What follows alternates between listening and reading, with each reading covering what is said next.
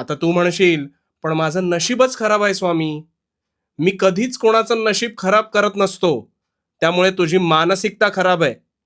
तू जेव्हा चालायला लागलास ना, तेव्हा क्षणार्धात चालू लागलास का? नाही ना? अरे असंख्य वेळा पडलास, पण तरी सतत उठून उभा राहिलास. पण मनाने खचला नाहीस आणि पुन्हा पुन्हा प्रयत्न करत राहिलास आणि म्हणूनच एक दिवस स्वतःच्या पायावर उभा राहिलास तो आजतागायत. आता विचार कर, जसं आता पुन्हा एकदा गोष्ट साकारायला घाबरतोस, तसाच तेव्हा घाबरला असतास तर चालायला शिकला असतास का? तुला कळतंय का?